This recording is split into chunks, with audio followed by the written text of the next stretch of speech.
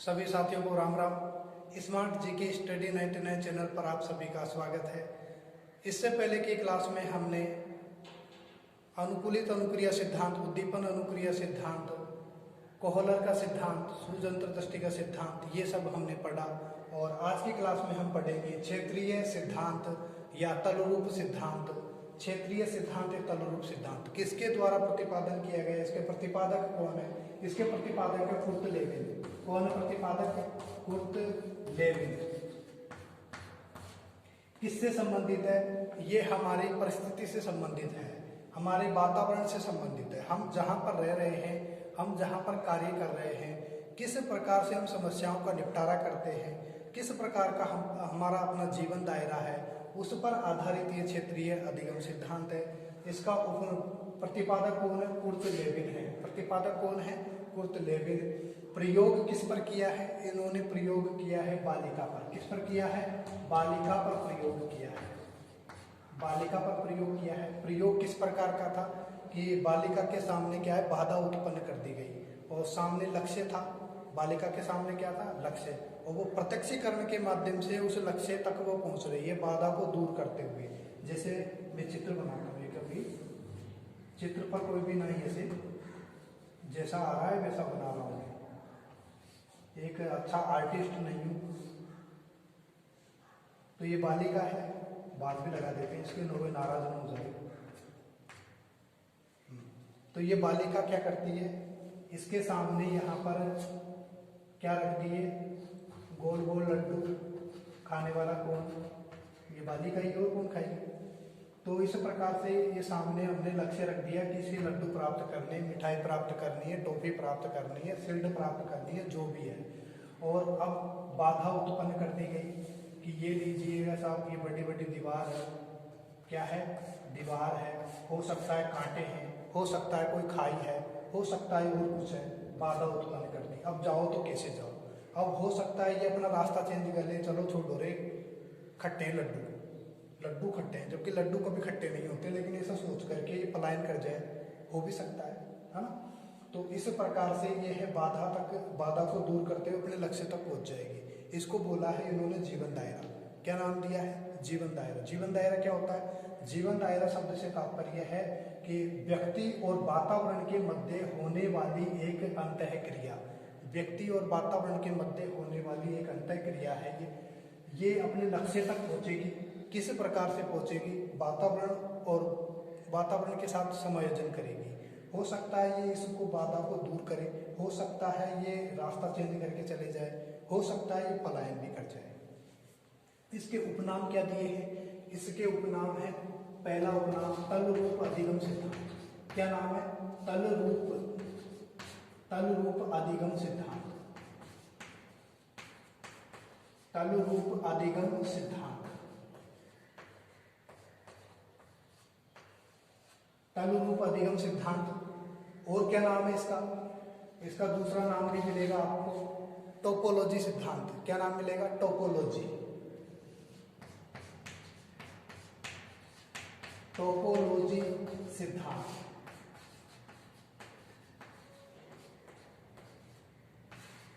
Topology सिद्धांत। और क्या नाम मिलेगा आपको इसका? इसका आपको नाम मिलेगा three phase theory. Three phase theory. Three phase theory. और क्या नाम मिलेगा आपको इसका? और आपको नाम मिलेगा प्राकृतिक दशा सिद्धांत। प्राकृतिक दशा सिद्धांत। प्राकृतिक दशा सिद्धांत, ये भी आपको इसका नाम मिलेगा। देखिए, नाम के ऊपर चर्चा करते हैं। तल रूप, क्योंकि वर्तमान में वो जहाँ पर है, जिस वातावरण में है, उसी के अंदर उसका अध्ययन किया जा रहा है, वहीं पर वह अधिगम कर रहा है। तल रूप अधिगम सिद्धांत। गणित की भाषा में इसे कहते हैं टोपोलॉजी सिद्धांत। थ्री फेज सिद्धांत, क्योंकि 3 चरणों में प्रयोग है। प्राकृतिक दशा सिद्धांत, ये प्राकृतिक दशा ही है। तो इस प्रकार से ये प्रयोग किया था। प्रयोग करने के बाद कुछ शब्द दिए हैं। क्या शब्द दिए हैं? प्रयोग करने के बाद इन्होंने दिया है, एक तो जीवन दायरा। जीवन दायरा। एक शब्द दिया है इन्होंने वेक्टर्स। वेक्टर्स, और एक दिया है प्रत्यक्षीकरण। प्रत्यक्षीकरण, ये 3 शब्दों पर इन्होंने कार्य किया। 3 शब्दों पर क्या है ये? जीवन दायरा, व्यक्ति व उसके मनोवैज्ञानिक वातावरण की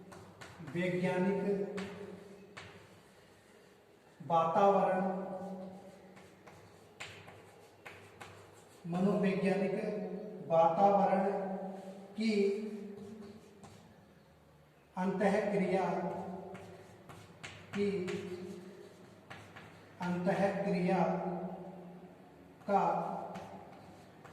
प्रतिफल।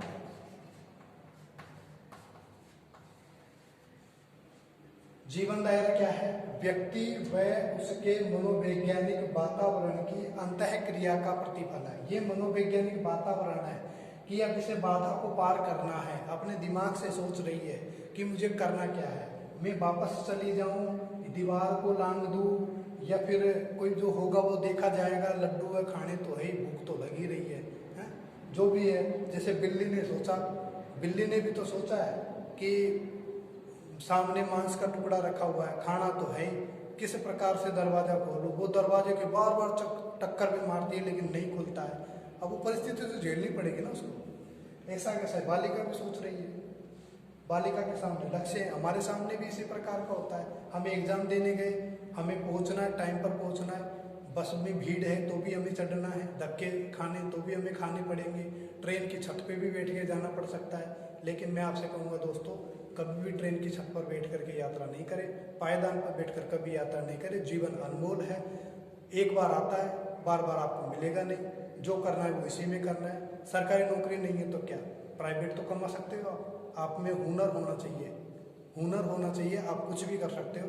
आप अपने परिवार के लिए अनमोल हैं, आपके अपने जीवन के लिए आप अनमोल हैं, इसे बचा कर रखें, कभी भी इस प्रकार की हरकतें नहीं करें। तो हमें भी बार बार समस्याओं का सामना करना पड़ता है, भीड़ में भी जाना पड़ता है और भगना भी पड़ता है। कई बार तो ऐसा होता है कि एग्जाम देने जा रहे हैं, गाड़ी का टायर पंचर हो गया, अब क्या करें? तो भगो, कोई दूसरा रास्ता देखो। तो हम दूसरा रास्ता भी देखते हैं। वेक्टर से क्या होता है? वेक्टर से क्या है? आकर्षण और विकर्षण की एक शक्ति है वेक्टर्स। जैसे ये क्या है, आकर्षित कर रहा है हमें, अभी सकारात्मक रूप से कर रहा है या नकारात्मक रूप से कर रहा है। मान लीजिए इसकी जगह पर ऐसा कोई व्यक्ति खड़ा होता और जो हमें डंडा लेकर के हमारी पिटाई करने के लिए तैयार है, तो क्या करते हम? जाते क्या? हम नहीं जाते। ये शक्ति है, आकर्षण और विकर्षण की शक्ति है ना। तो वेक्टर से क्या है? आकर्षण विकर्षण की शक्ति। पूछा जा चुका है यहाँ से क्वेश्चन, आकर्षण विकर्षण की शक्ति, आकर्षण विकर्षण की शक्ति। आकर्षण और विकर्षण की शक्ति को क्या नाम दिया है इन्होंने? वेक्टर से नाम दिया है। ये सकारात्मक भी हो सकती है और नकारात्मक भी हो सकती है। सकारात्मक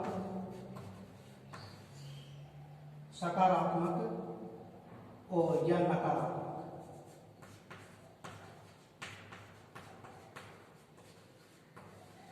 सकारात्मक भी हो सकती है और नकारात्मक भी हो सकती है। प्रत्यक्षीकरण क्या होता है? प्रत्यक्षीकरण से तात्पर्य है जो परिस्थिति का सामना करने की जो क्रिया है। जैसे मैं आपके सामने हूँ, प्रत्यक्ष में हूँ, प्रत्यक्षीकरण। मान लीजिए कि आग जली हुई है, बालक आग की तरफ हाथ करता है, उससे कहा कि नहीं हाथ मत करना, नहीं तो जल जाएगा, लेकिन फिर जबरदस्ती वह हाथ लगा देता है। हाथ लगाने के बाद में उसका आग का और जो स्वयं का है मतलब ज्ञान का, दोनों का क्या हो गया? प्रत्यक्षीकरण हो गया। उसने जान लिया कि यह आग है और यह जलाती है, यह आग है और यह जलाती है। तो वास्तविक स्थिति का ज्ञान से क्या हो गया? प्रत्यक्षीकरण हो गया। प्रत्यक्षीकरण, सूचना प्राप्त हो गई उसको। इन्होंने एक शब्द और कहा, अधिगम सापेक्षिक क्रिया है। अधिगम क्या है? सापेक्षिक क्रिया। अधिगम सापेक्षिक क्रिया है। अधिगम सापेक्षिक क्रिया है। अधिगम क्या है? सापेक्षिक क्रिया। और इन्होंने प्रेरणा पर भी बल दिया है। किस पर दिया है? प्रेरणा पर बल दिया है।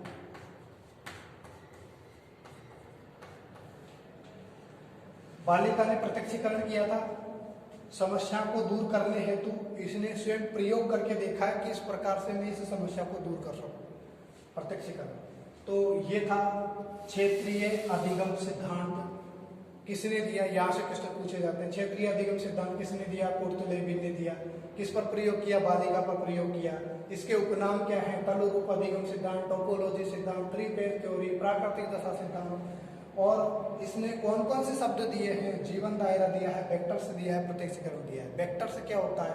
आकर्षण विकर्षण की शक्ति, जो कि किसी भी कार्य को अपनी ओर आकर्षित, किसी भी शक्ति, वह शक्ति जो अब व्यक्ति को उसकी ओर आकर्षित करती है, व्यक्ति को उसकी ओर आकर्षित करती है, उसी को वेक्टर्स नाम दिया है। ये सकारात्मक भी हो सकती है, नकारात्मक भी हो सकती है। जीवन दायरा आगे समझ में। अब पढ़ते हैं अपन समीपता अनुबंधन सिद्धांत। कौन सा? समीपता अनुबंधन सिद्धांत किसके द्वारा दिया गया था? ये दिया गया था एडविन गुथरी के द्वारा। किसके द्वारा? एडविन गुथरी के द्वारा दिया गया था। एडविन गुथरी के द्वारा दिया गया था। एडविन गुथरी समीपता अनुबंधन सिद्धांत। इन्होंने ये कहा कि सीखना उद्दीपक और अनुक्रिया के मध्य समीपता से ज्यादा होता है। सीखना उद्दीपक और अनुक्रिया के मध्य समीपता से ही होता है। मतलब समीप होना जरूरी है, समीप होना जरूरी है। जैसे मान लीजिए कि बिल्ली के पास में क्या रखा हुआ था? बिल्ली के पास में मांस का टुकड़ा रखा हुआ था। मांस के टुकड़ा उसके बिल्कुल पास था, इसीलिए उसे देख करके वह झटपटा रही थी, उसे देख करके झटपटा रही थी। यदि वह मांस का टुकड़ा वहां नहीं होता तो क्या वह झटपटाती? क्या नहीं। हमारे सामने मान लीजिए कि मैं यहाँ पर शील्ड रख दूं, ट्रॉफी रखूं और आपसे कहूं कि आप क्रिकेट खेलिए या कोई सा भी गेम आप खेलिए, जो जीतेगा उसे ट्रॉफी मिलेगी। तो आप जो क्रिया करेंगे ना, उस क्रिया के मध्य जो कुछ भी है वो समीपता के कारण है। समीप में क्या रखा है? उद्दीपक सामने रखा हुआ है। ट्रॉफी क्या है? उद्दीपक है। मांस का टुकड़ा क्या था? उद्दीपक था। आपके सामने रसगुल्ले का डिब्बा रखा हुआ है, लार आपकी आ रही है। क्यों आ रही है? समीप रखा हुआ है इसलिए। यदि मान लीजिए भोजन की खुशबू आपको आ रही है और कहीं नजीक से आ रही है तो समीप है, वो आपके बिल्कुल नजीक है। यदि आपके घर पर कोई माल बना हुआ है, पकवान बन रहे हैं, उसकी खुशबू आपको नहीं आ रही, फोन पे बता दिया कि आज तो गाजर का हलवा बना है, अब आपकी लार आएगी क्या?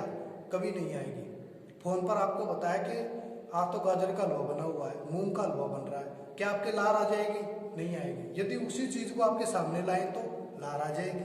तो इन्होंने ये कहा कि सीखना उद्दीपक और अनुक्रिया के मध्य समीपता से होता है। किससे होता है? समीपता से होता है।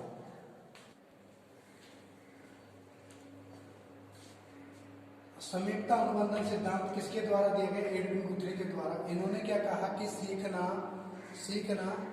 उद्दीपक और अनुक्रिया के मध्य समीपता के कारण होता है। किसके मध्य होता है? उद्दीपक और अनुक्रिया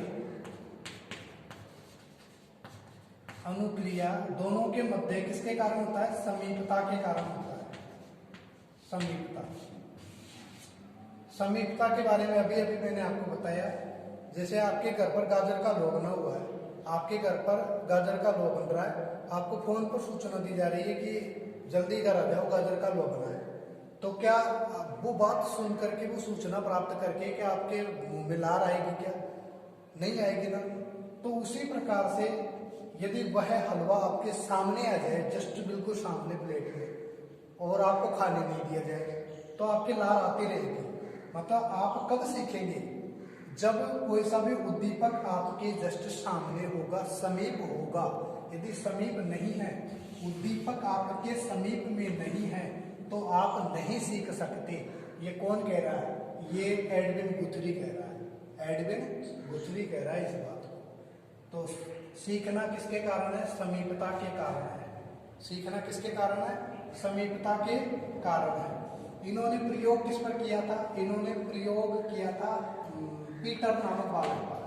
किस पर किया था? पीटर नामक बालक पर प्रयोग किया था। पीटर नामक बालक पर इन्होंने प्रयोग किया था, बालक पर, जिसकी उम्र लगभग 3 वर्ष बताई जाती है। 3 वर्ष के बालक पर प्रयोग किया था इन्होंने, जिसका नाम था पीटर। एक खरगोश पर भी प्रयोग किया था। किस पर किया था? खरगोश पर भी प्रयोग किया था। खरगोश पर प्रयोग किया, पीटर नामक बालक पर प्रयोग किया। और इन्होंने कुछ विधियां भी दी है। कौन कौन सी विधि दी है? इन्होंने विधि दी है, 3 विधियां दी है। विधियां कौन कौन सी विधि है? एक तो है सीमा विधि।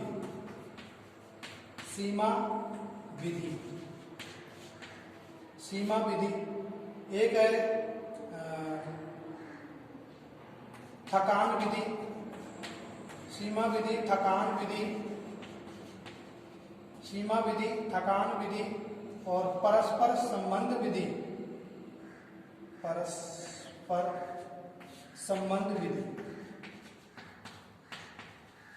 संबंध विधि, ये 3 विधियां दी है इन्होंने।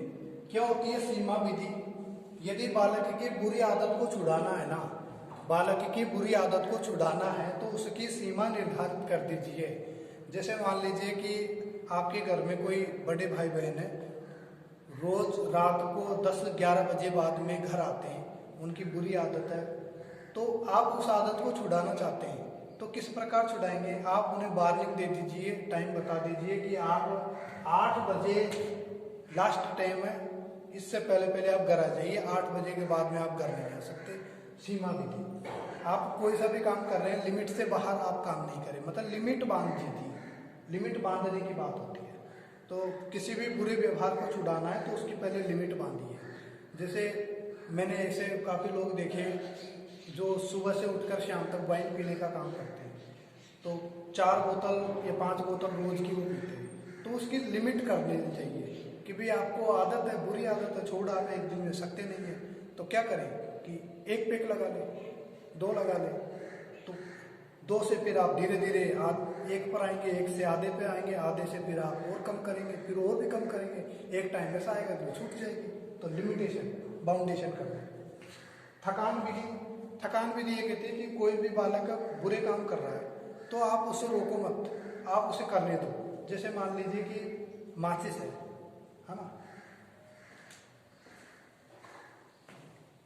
जैसे ये माचिस है, अब आप क्या करेंगे? बच्चा ये जला रहा है, 1 2 3 4, माता पिता रोक रहे हैं कि बेटा क्या कर रहा है, ये क्यों सीख बर्बाद कर रहा है?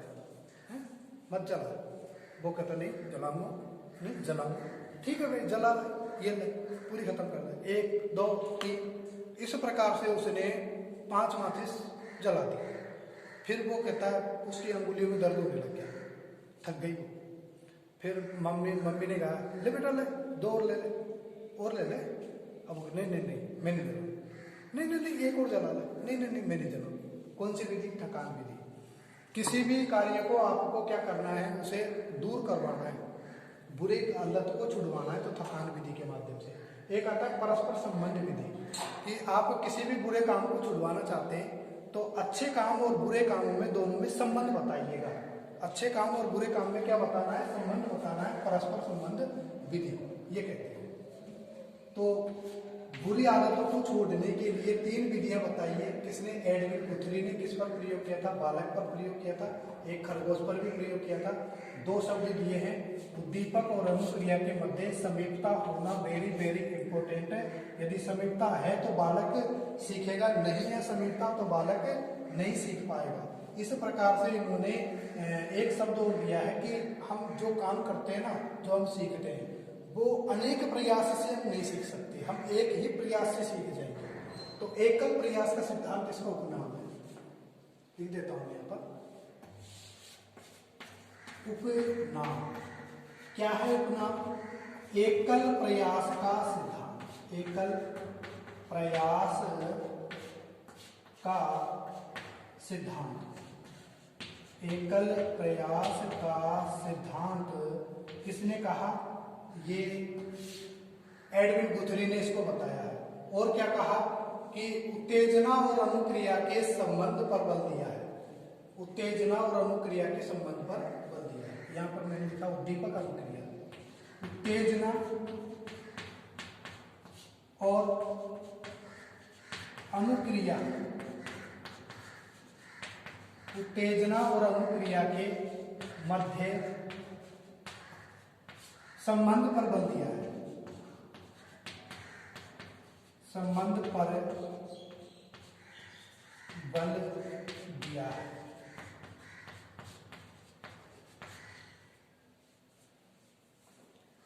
और इन्होंने एक शब्द और दिया है कि जो सीखना है, सीखना वह अंतिम क्रिया का परिणाम है। अंतिम क्रिया का परिणाम है। सीखना क्या है? अंतिम क्रिया का परिणाम है। अंतिम क्रिया कैसे? अंतिम क्रिया का परिणाम है बिल्ली, थॉर्नडाइक का जो सिद्धांत में हमने देखा कि बिल्ली बार बार में दरवाजा खोल रही थी, है ना। पहले तो बहुत सारे चक्कर काट रही थी, बहुत सारे चक्कर काटे थे। एक समय ऐसा आया कि उसने चक्कर काटना बंद कर दिया। ये बटन है, ये बटन दबाया, बटन दबाते ही और दरवाजा खुल गया। तो अंतिम क्रिया क्या थी? उसे दरवाजा खोलने का काम था। तो अंतिम क्रिया को वह बार बार कर रही है। उसी से तो सीखा है उसने कि मुझे करना क्या है, कि मुझे बटन दबाना है, दरवाजा खोलना है। तो सीखना अंतिम क्रिया का ही परिणाम है, तभी तो सीखी है। अंतिम क्रिया थी उसका बटन दबाना, दरवाजा खोलना, तो उसी के माध्यम से वह सीखी है। इस प्रकार से आज हमने दो सिद्धांत पढ़े हैं, क्षेत्रीय सिद्धांत और समीपता सिद्धांत। इन दोनों के बारे में जितने जो फैक्ट थे वो आपके सामने है। इससे ज्यादा इसमें कुछ नहीं है। आपको याद क्या रखना है? सीखना उद्दीपक अनुक्रिया के मध्य समीपता के कारण होता है। यदि समीप है तो वो ज्यादा सीखेगा। किसने कहा? किसने कहा? एडविन गुथरी ने कहा। उत्तेजना और अनुक्रिया के मध्य संबंध पर बल दिया। किसने? एडविन गुथरी के समीपता सिद्धांत में। सीखना अंतिम क्रिया का परिणाम है। किसके अनुसार? समीपता अनुबंधन के अनुसार। किस पर प्रयोग किया? पीटर पर प्रयोग किया, खरगोश पर प्रयोग किया। कौन कौन सी विधियां दी है? सीमा विधि, थकान विधि और परस्पर संबंध विधि। ये 3 विधियां दी है। और इसका उपनाम क्या है? एकल प्रयास का सिद्धांत इसका उपनाम है, क्योंकि एक प्रयास में सीख रहा है ना। अंतिम क्रिया एक प्रयास में सीख रहा है। बने रहिए चैनल पर अंत तक। Thank you.